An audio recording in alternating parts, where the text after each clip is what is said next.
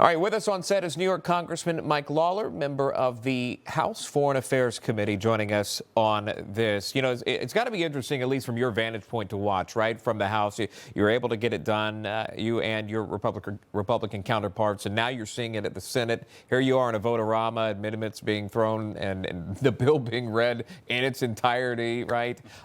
Where does your mind sit today watching this process? Well, ultimately, what's most important is what the final language is. Sure. Obviously, we went through an extensive process in the House that really started well over a year ago when we had the majority in the 118th and our committee started doing the work.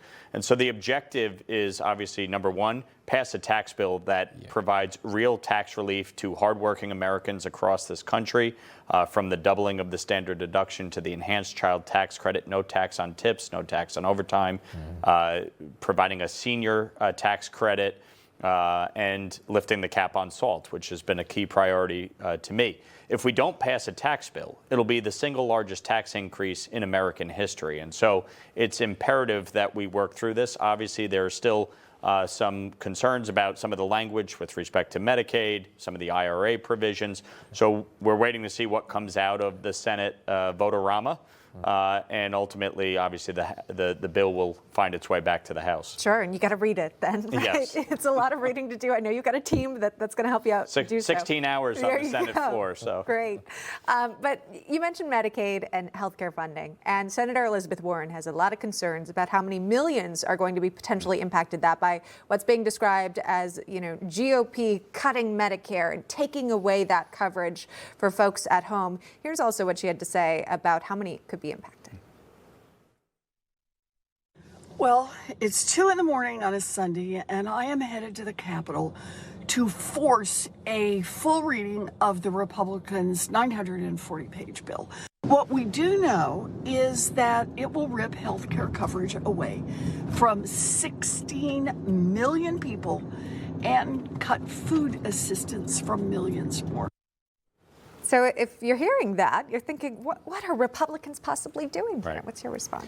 Well, first of all, with respect to food assistance, obviously we do have a food insecurity issue across the country, especially during and post-COVID.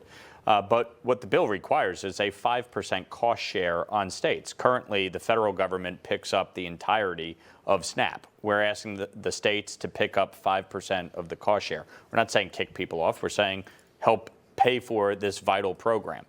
Secondarily, with respect to Medicaid, in the House version of the bill, what we focused on was 3 main areas. Number one, eligibility verification, making sure that people who are ineligible do not remain on Medicaid for over a year, which is what occurred under Joe Biden. Number two, citizenship verification, making sure that illegal immigrants are not collecting Medicaid benefits. And number 3 was work requirements, to make sure that able-bodied adults without dependents work or go to school or volunteer upwards of 80 hours a month, that's about 20 hours a week, to receive those benefits. And that's something that has broad support across the country, because the objective of Medicaid is to help people get into a better situation, lend a helping hand, but also get them into the workforce, get them participating.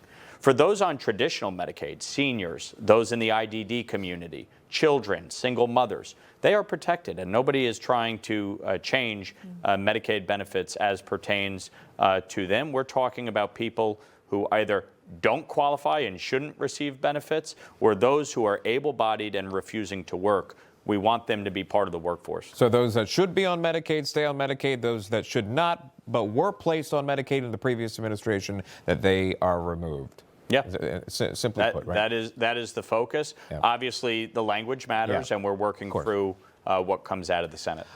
So there were 2 no's in the Senate that we've seen. Senator Rand Paul, and he wasn't the only one. It was also North Carolina Senator Thom Tillis voting against the big, beautiful bill on Sunday, then also announcing he's not seeking re-election in 2026. The president went on Truth Social, and he put this statement out about it. He said, for all cost-cutting Republicans, of which I am one, remember, you still have to get re-elected. Don't go too crazy. We will make it all up times 10 with growth more than ever before. Did you have thoughts on maybe some of the no's that you've seen, the couple of the no's that you've seen in the Senate, or perhaps what the president is speaking about, that they will make it up times 10? He seems very optimistic that he is going to find money one way or another.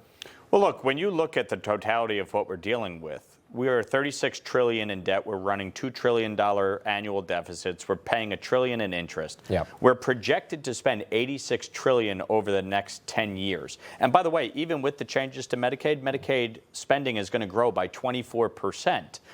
So the fact is, what we're talking about is slowing the rate of growth and to try to bend the curve here. But you're not going to fix it all in one bill, which is what the president is saying. This crisis has grown significantly under Republicans, Democrats. We've added $30 trillion in debt over 2 decades. So this is not going to be fixed in one sitting. And so what the president is saying to those on the right, especially, that don't feel that the bill cuts enough, this is the beginning of a process to start to reduce the deficit, pay down our debt, and right-size the size and scope of the federal government. You can't do it all at once, and you do need growth. You do need investments. You do need a tax policy that actually will allow for job creation and investments within our business community. And so that's really what it's about. And you juxtapose what we're doing down in Washington with what New York City is staring down the barrel of, with an avowed socialist who hates capitalism, who wants to ban billionaires, who wants to tax businesses into oblivion. It's insanity. And so, I think people will see the difference in terms of the economic growth we're going to get out of Washington versus what New York City is looking at. Yeah, plus you got to pass it while you've got Republicans in the majority in both chambers, right? But since you mentioned New York, I mean, this mayoral race is really getting national attention. And it's because of Zohran Mamdani and his policies here. I mean, you're right. Over the weekend, he said that he was not interested in billionaires. He didn't think the city should have them because of so much inequality. We need more equality across our city and across our state and across our country. So what are you hearing from constituents? Do they support this guy? Look, this will lead to a mass exodus out of New York City. New York already leads the nation in out-migration. We have the highest taxes, the worst business climate, obviously a decline in the quality of life when you look at the increase in crime, the migrant crisis. He's talking about freezing the rent, free busing, free, subway rides, government-run grocery stores.